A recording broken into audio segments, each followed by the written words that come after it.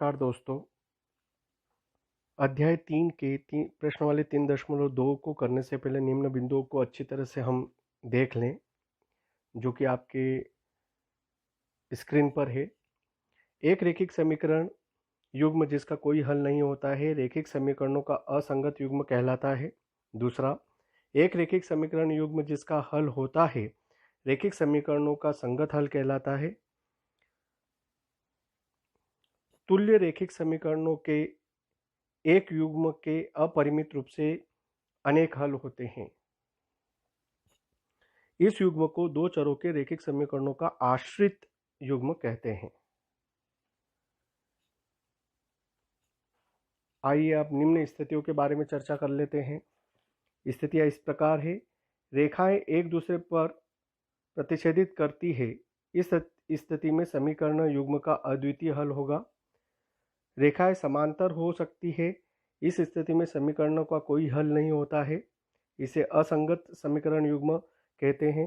इसको आप विशिष्ट रूप से ध्यान रखें। रेखाएं समपाती हो सकती है। इस स्थिति में समीकरणों के अपरिमित रूप से अनेक हल होते हैं।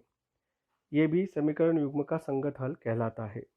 इन स्थितियों को आप विशेष तौर पर याद रखें ताकि आपको सवालों में आसानी हो।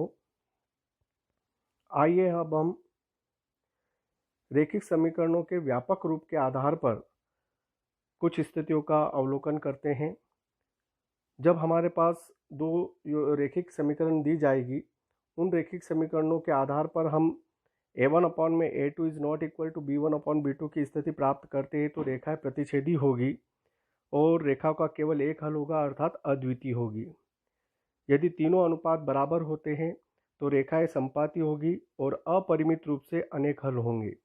यदि प्रारंभिक दो अनुपात a1/a2 बराबर b1/b2 बराबर नहीं है c1/c2 के, तो ग्राफी निरूपण जो उसका प्राप्त होगा वो समांतर रेखाएं के रूप में प्राप्त होगा और इसका कोई हल नहीं होगा, अर्थात ये रेखाएं एक दूसरे को प्रतिच्छेदित नहीं करेगी।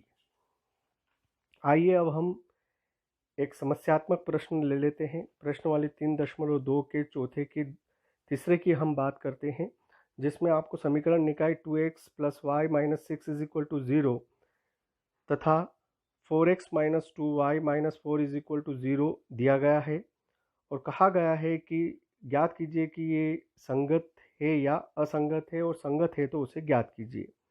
दी गई समीकरण को हम व्यापक रूप से जब तुलना करते हैं तो a1 बराबर 2, a2 बराबर 4, b1 बराबर 1, b2 बराबर -2 और c1 बराबर -6, c2 बराबर -4 प्राप्त होते हैं। और अनुपात के रूप में जब हम लिखते हैं तो हमें स्थिति प्राप्त होती है a1/a2 = हाफ, मतलब 1/2, b1/b2 बराबर -1/2 और c1/c2 बराबर 3/2, अर्थात यह अद्वितीय हल की स्थिति प्राप्त होगी। जब हमें अद्वितीय हल की स्थिति प्राप्त होती है तो समीकरणों को ज्यामितीय रूप में व्यक्त करने के लिए इसका आलेखन करना जरूरी होता है। और समीकरण नंबर 1 को जब हम हल करते हैं तो y बराबर 6 - 2x के रूप में लिखते हैं, तो x बराबर 0 तो y बराबर 6, x बराबर 3 तो y बराबर 0 प्राप्त होता है। अब चलिए हम इक्वेशन नंबर 2 के बारे में भी चर्चा कर लेते हैं। उसका भी ज्यामितीय रूप से हल करने के लिए समीकरण को जो हमारे पास है उस समीकरण को y के बराबर लिखते हैं। तो y के बराबर लिखने पर y बराबर 2x - 2 प्राप्त होता है। x बराबर जब हम 0 रखते हैं तो y बराबर -2 प्राप्त होता है और x बराबर 1 रखते हैं तो y बराबर 0 प्राप्त होता है।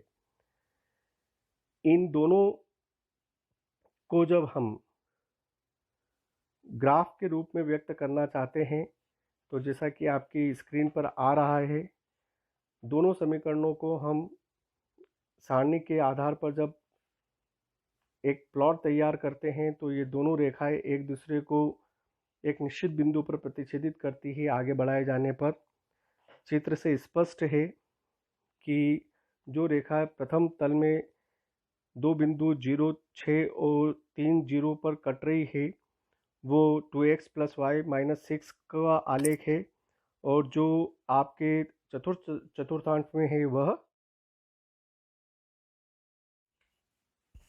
समीकरण नंबर 2 का आलेख है।